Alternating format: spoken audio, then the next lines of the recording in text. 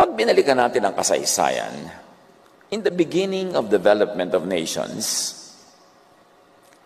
the Most High God El Elyon gave and assigned the Israelites to Yahweh, who became the God of the Israelites. Iba si Elyon kay Yahweh. Kaya pag sinabi niyang, I am the light, may the light. Ibig sabihin, meron diyang hindi light. Akala niyo lang light siya. Kumusta ba ang Israel bago dumating si Jesus? Amos 5:18, kahabag-habag kayo na naghihintay sa pagdating ng araw ni Yahweh.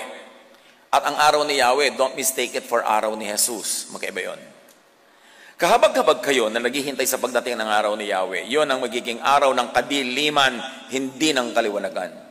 So as you can see here, kita-kita agad yung contrast. Jesus comes as light, and Amos tells us that ang araw ni Yahweh is a darkness, kadiliman, hindi kaliwanagan. Sigurado marami sa inyo ay nakakakilala sa Kanya at marami ang nakikinig sa Kanya. Nagpapakilala na ang mga lobo na nag-aanyong tupa. Sinasabi niya dito na magkaiba si Yahweh at si El Elyon. At kadiliman lang daw si Yahweh at si Jesus Christ ang liwanag. At ang pagkakakilanlan nila kay Yahweh ay magnanakaw, sinungaling at pumapatay. At gumagamit lang siya ng mga piling verses para ipakita sa inyo na tama ang sinasabi niya. Pero titignan natin yan by context, hindi lang by verse. Kaya mga kapatid, magdoble ingat kayo sa pakikinig sa social media. Dahil yung inaakala mong maayos magturo ay ginagamit na ng kaaway ngayon para iligaw ang karamihan. Now, makikita natin, siya ay gumagamit ng NOG or ng Names of God Bible para matukoy sa original Hebrew name. Now, tignan natin sa Names of God Bible kung magkaiba ba si Yahweh at si Elyon. Psalms 47 verse 2, we must fear Yahweh, Elyon, He is the great Melech of the whole earth. Tignan natin sa KJV. For the Lord Most High is terrible, He is great, King over all the earth.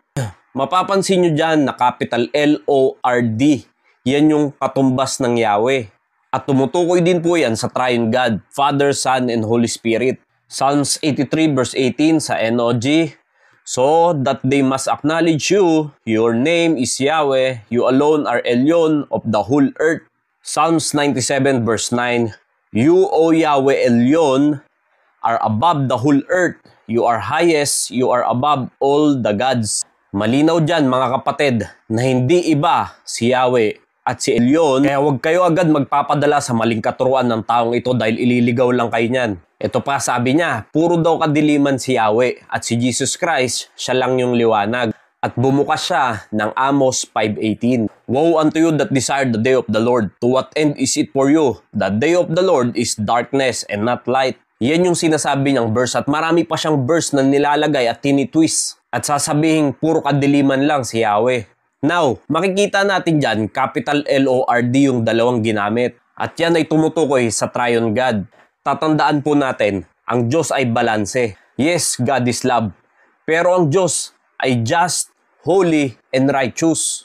Kaya ayaw ng Diyos ang hindi kabanalan, lalo na yung mga taong wala pa sa Panginoong Jesucristo at patuloy na gumagawa ng kasalanan sa harapan ng Diyos. Kaya darating ang isang araw, ibubuhos ng Diyos ang galit niya sa sanglibutan dahil sa kasalanan. Pero ang tanong, nagkulang ba ang Diyos sa paalala sa mga tao? At kung yan lang yung tinitignan niyang verse sa Amos 5:18, tignan muna natin yung sinabi niya bago yan. For thus saith the Lord unto the house of Israel, seek ye me, and ye shall live. Nakita natin, ginamit na naman dyan yung capital L-O-R-D or Yahweh. Napakalinaw ng sinabi ng Diyos dyan na hanapin siya at makakasumpong sila ng buhay. Hindi pa paghahatol agad yung sinabi niya. Seek good and not evil that ye may live, and so the Lord, the God of hosts, shall be with you as ye have spoken. Meron bang darkness na sasabihin niyang lumakad ka sa kabutihan at huwag sa evil? Dahil kung yung sinasabi ni Ed Lapis na ang Yahweh ay darkness, sana sinabi diyan na huwag kang lumakad sa good, kundi doon ka lang sa evil. Kaya mga kapatid ko, mag-iingat kayo sa by verse lang na sinasabi dahil ang totoo niyan, malalaman nyo yan pag binasa nyo yung context. Meron pang isang ganyan na gumagawa, kaya lang wala na siya dito sa mundo ngayon pero sikat pa rin ang kanyang mga video. Magaling lang sa mga cherry-picking verses pero hindi naman talaga yun yung konteksto. Mga namimili lang ng verse na gagamitin nila sa kanilang paninira. Kaya mga kapatid, tayo ay patuloy na mag-aral ng salita ng Diyos para hindi tayo maligaw basta-basta. Maraming salamat po and God bless you all.